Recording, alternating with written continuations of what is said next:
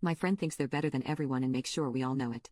My friend Pam always had to have the best opinion about everything, whether or not we wanted to hear about it, and it honestly pushed me over the edge.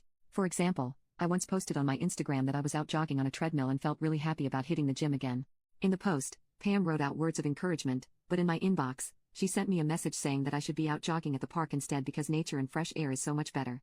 She added that I was wasting so much non-renewable energy using a treadmill, and how this month, she started switching to candles instead. I explained that the gym was literally on the same street as me compared to the park that was 30 minutes away by car. She replied by sending me an affiliate link to the candles she uses at home, as if I would follow in her footsteps after she low-key dissed me. Another time, my friends and I went out to have cake barbecue for our friend Haley's birthday. While we were ordering all the pork and beef we wanted to try, Pam announced that she was starting a new vegan diet. She asked us to respect her choices and not to make a comment about it. It was totally fine with us. But the part that bothered me the most was how every time we dropped meat on the grill, she would spit out fun facts about baby animals, as if trying to shame us for our food choices. While we were eating, she continued talking about how healthy she feels now that she doesn't eat any meat.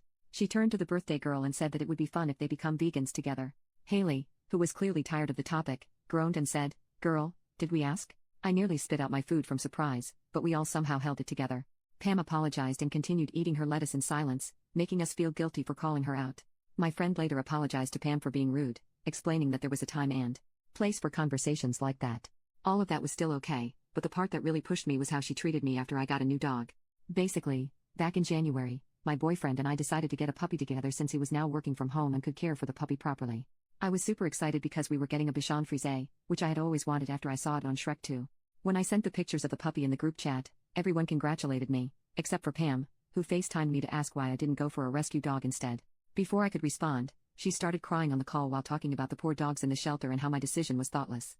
I got angry at her accusations and said, "I don't care about those impounded dogs. I only wanted to get a cute Bichon and that was it. Is there something wrong with Bichon Frise, Pam?" She wiped her tears and blew her nose hard before explaining in a shaky voice that she just wanted to talk to me about rescue dogs and had no idea why I was suddenly so rude. I rolled my eyes and told her to get new friends because I was done with her drama before hanging up. Feeling worked up, I decided to go out for a jog with my new puppy, leaving my phone in the living room to stop myself from escalating things. When I came back home, my phone was going wild with notifications. I felt confused by the sudden hurtful messages and death threats I received from people I'd never spoken with before. I called up my friend Haley, who sent me the link to a video Pam had recently posted. There, I saw a heavily edited version of our FaceTime conversation, where I looked like a terrible person for not supporting rescue dogs. I was in shock.